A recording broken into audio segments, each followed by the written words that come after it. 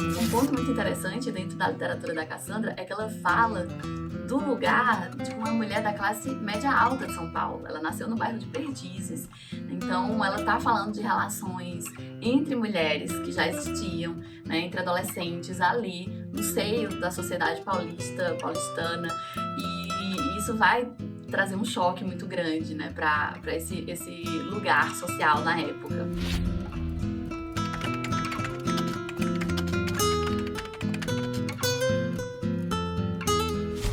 Eu me lembro bem, não eram só pernas de cadeira que me rodeavam, pernas de mulheres também. Eu estava sentada no chão debaixo da mesa e os meus olhos curiosos olhavam aquelas pernas com admiração. Nada estava dimensionado no tamanho do meu corpo, mas numa visão extraordinária das coisas que me rodeavam e que assumiam significados especiais no meu mundo infantil. Era especial a admiração por um par de pernas que me fascinavam, porque eram as pernas da Dona Quênia. Dona Quênia era nossa vizinha mais próxima e o marido dela era médico.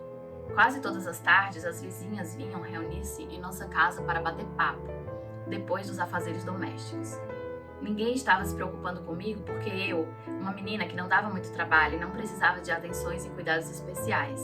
Assim parecia. Boazinha, quieta, obediente. O caso era que ninguém estava interessado em atravessar as fronteiras do meu mundo infantil. Ninguém se preocupava em analisar a desarmonia e as alterações da expressão dos meus sentimentos e emoções, a minha agressividade, os meus conflitos. Eu era, como toda criança, um organismo biológico diferente do adulto. Entretanto, meu comportamento de quando criança me dá um conjunto de fatos que, sem dúvida, servem de base para determinar a minha natureza e personalidade. As pernas de mamãe também estavam ali, mas não me interessavam, em absoluto.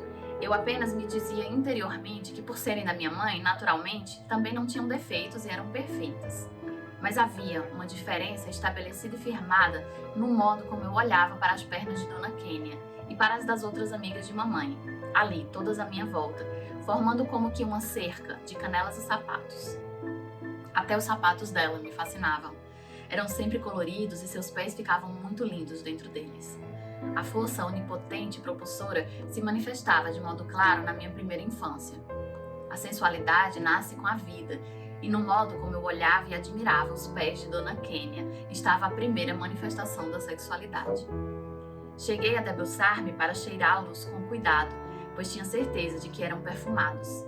Realmente, dela toda exalavam um perfume suave e inebriante de sabonete e talco.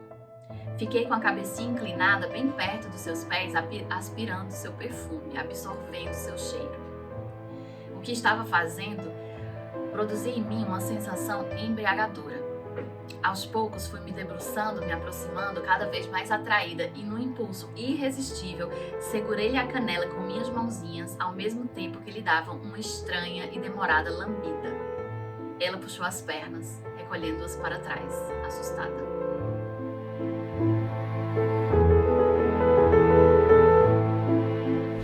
Cassandra Hills, ela é um ícone da literatura lésbica, da literatura produzida por mulheres lésbicas no Brasil. Ela nasceu em 1932 com o nome de Odete Hills e mudou esse nome para Cassandra na publicação do seu primeiro livro chamado A Volúpia do Pecado. Ela só tinha 16 anos. E o livro ele foi financiado pelos seus pais porque nenhuma editora quis publicar o material contido no livro, que pelo título a gente já pode ter uma ideia, né, do que ela vai trazer. Então, a despeito de todas as expectativas, o livro A Volúpia do Pecado vendeu muito, e isso impulsionou Cassandra a continuar escrevendo, e ela publicou um livro chamado Eu Sou Uma Lésbica, que é de longe o livro mais polêmico da obra da Cassandra, porque fala da sexualidade infantil. A personagem é uma criança que já começa a manifestar desejo sexual por uma mulher bem mais velha, que é amiga da mãe dela. Então, vocês podem imaginar, né, como isso causou um furor nesse meio literário, não só, mas também no meio social. em plena ditadura militar, a gente está falando aí da década de 60 e 70. Em 1972, os livros da Cassandra foram todos censurados pela ditadura, né? E mesmo assim ela bateu a marca de mais de 1 milhão de exemplares vendidos.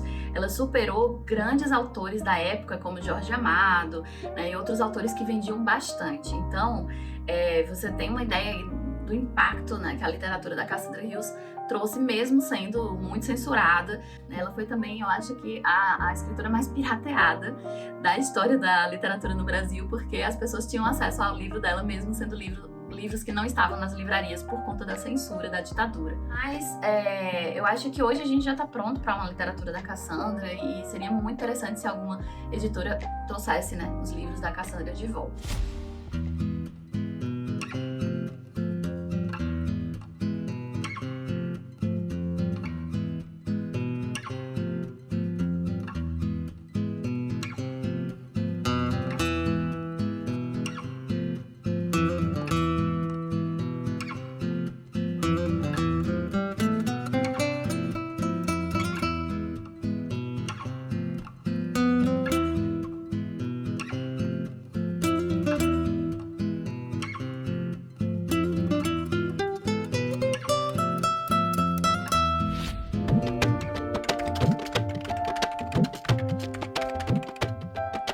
Eu sou leitora desde os meus 5 anos de idade.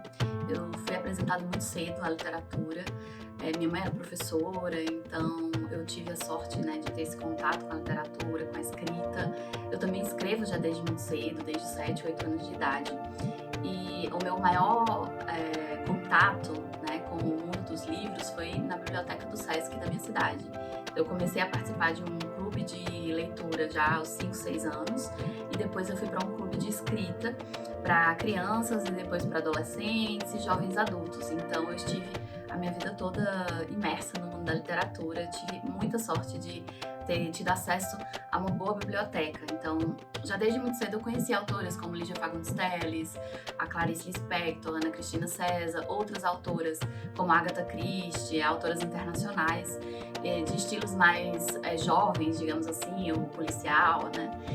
Uma autora que me encantou muito desde sempre foi a Isabel Allende, que é uma autora chilena.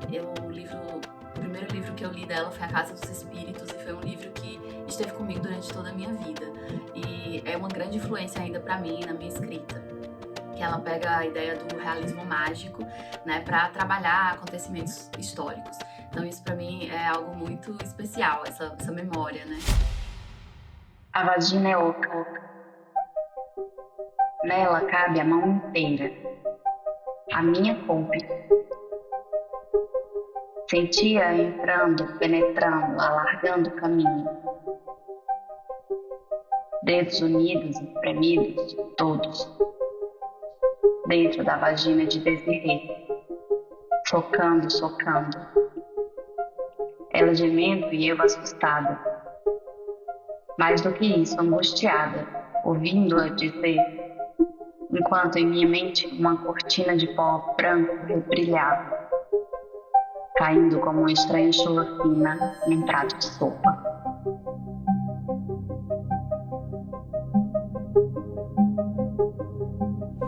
Eu penso que a gente tem acesso a essas autoras mais, vamos dizer assim, mais conhecidas, mais clássicas, só que outras autoras, infelizmente, acabaram ficando menos conhecidas, ou porque eram mais polêmicas, ou porque não tiveram seu trabalho tão divulgado, não tiveram condições de divulgar o seu trabalho, ou por algum motivo a literatura que elas produziam não era vista como uma literatura interessante.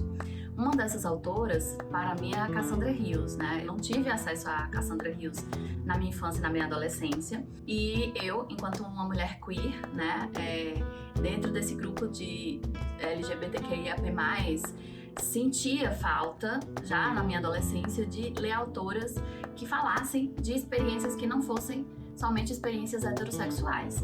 Uma delas, a Ana Cristina César, até existia um pouco desse erotismo, né, feminino. Existe uma teoria de que a Ana Cristina César era bissexual, apesar de ela nunca ter afirmado isso expressamente.